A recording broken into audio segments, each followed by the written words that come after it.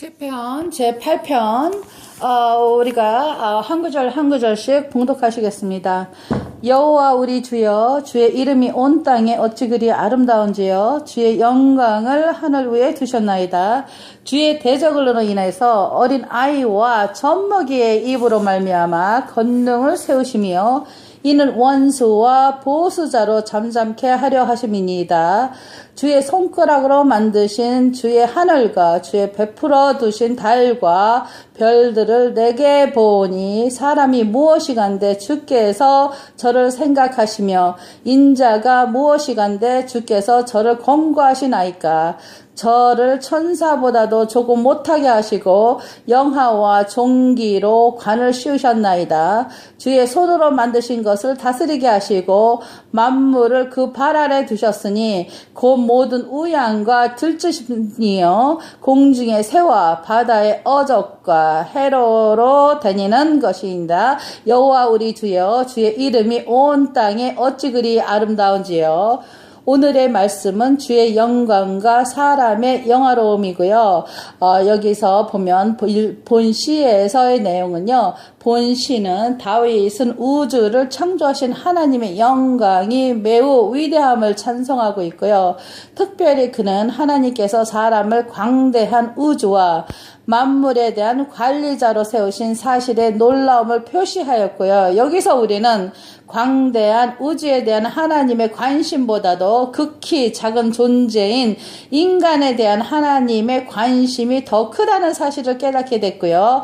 이러한 관심을 따라 하나님께서는 그의 독생자 예수 그리스도를 인간의 구원자로 보내주셨던 것이고요. 따라서 인간의 영화와 종기는 예수 그리스도를 믿을 때 완전히 회복되어진다는 것입니다. 1절에서 보면요. 주의 이름이란 본시에서 주의 이름이란 하나님께서 우리에게 자신을 나타내시는 범위 안에서 우리가 알 수 있는 하나님의 성품과 아름다움에 대한 지식을 의미하는 것이고요. 물론 하나님의 이름이 하나님 자신을 가리키는 말이기도 하지만 본시에서는 하나님 자신을 알려주는 일에 더 관련되는 말이에요. 이렇게 하나님을 알게 해준다는 의미에서 다윗은 땅이 하나님의 영광을 보여주며 하늘까지도 하나님의 영광으로 가득 차 있음을 말하고 있습니다. 여기 2절에서 보면요. 어린 아이란 이란 의미는요.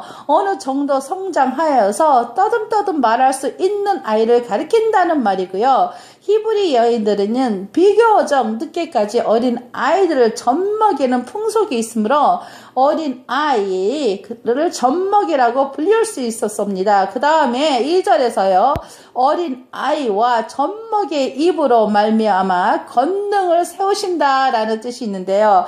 어린 아이와 그 다음에 세우신다고 하면 하나님께서 말을 잘할 수 없는 어린 아이와 젖먹이를 통해서도 역사하신다는 뜻이고요. 즉 어린 아이들의 입에서 나오는 찬송은 아무런 꾸밈없기 때문에요. 그 자체로 하나님께 대한 분명한 증거가 되고 하나님의 대적들은 더 이상 대항할 말을 잃고 만다는 것입니다. 이와 같이 하나님의 영광과 증거는 인간이 태어나는 그 순간부터 얼마나 뚜렷하든지 아직 엄마 품에서 젖을 빨고 있는 젖먹이까지도 하나님의 원수들의 횡포를 땅에 깔아 뭉갤 수 있을 정도이고요. 3절에서 보면 다윗은 우주를 누가 만든 것으로 보고 있죠. 다윗은요. 하나님께서 그의 손가락으로 하늘을 만드셨고 달과 별들을 베풀어 두셨다는 말함으로써 온 우주가 하나님에 의해 창조된 것을 보고 있죠. 우리가 창세기 1장 1절에서 보면 됩니다.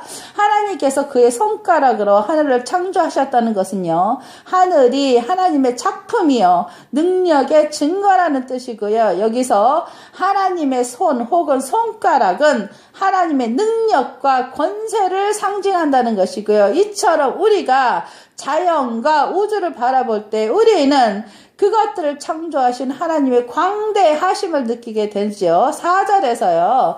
다윗은 사람을 어떤 존재로 이렇게 보고 있나요? 다윗은요. 우주에 비해서 지극히 작은 존재인 사람은요.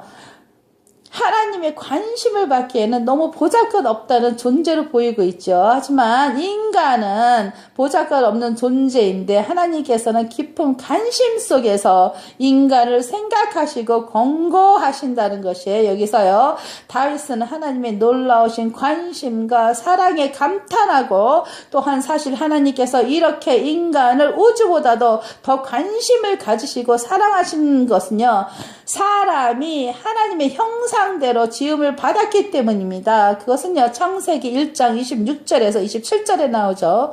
우리가 5절에서 보면요, 다윗은 하나님께 인간을 어떻게 창조하셨다 말하고 있죠. 여기서요, 다윗은요, 하나님께서 인간을 천사보다 조금 못하게 하시고 영화와 종기로 가누시우셨고요. 여기에서 인간이 천사보다 조금 못하다고 한 것은 천사가 하나님의 본질에서 가장 가까이서 빛나는 광채로서요, 하나님과 밀접하게 관련을 맺고 있는 존재이기 때문입니다. 그렇게 해서 사람은 천사보다 조금 못하지만 하나님의 형상으로 창조되었기 때문에 영화와 종기를 누리게 되고요. 이와 같은 사람은 외형적인 면에서 매우 허약하고 보잘것없으나 영적인 면에서 하나님의 형상을 회복하면서 지극히 영화로운 지위를 갖게 된다는 것입니다. 6절에서 8절에서 보면요, 하나님께서는 사람에게 하나님의 창조물을 다스리고 주관할 수 있는 권한을 주셨고요. 이러한 권한은 하나님께서 에덴 동산에서 온 인류의 대표자이신 아담에게 주셨던 문화적 사명이 근거하여 있죠. 그게 창세기 1장 28절에 나옵니다.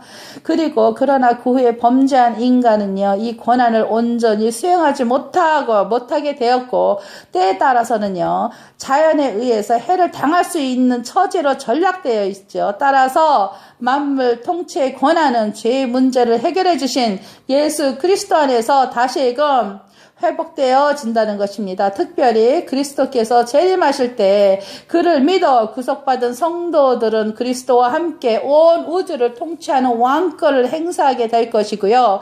9절에서 보면 다윗은 본시의 시작과 같은 어구로 끝을 맺고 있는데요. 즉 그는 여호와여 주의 이름이 온 땅이 어찌 그리 아름다운지요 라고 말했습니다. 이것은 분명히 시적인 효과를 두고 1절을 그대로 반복한 것입니다. 즉 우주를 통해서 또 사람을 통해서 알려지는 하나님의 영광을 강조하기 위한 것입니다. 이와 같이요, 우리는 모든 사물과 사건을 보면서 하나님의 섭리를 느껴야 하고요. 그것들을 통해서 우리 자신이 뜻을 이루는 하나님께 영광을 우리는 항상 돌려야 한다는 것입니다. 오늘의 말씀은요, 여기까지입니다.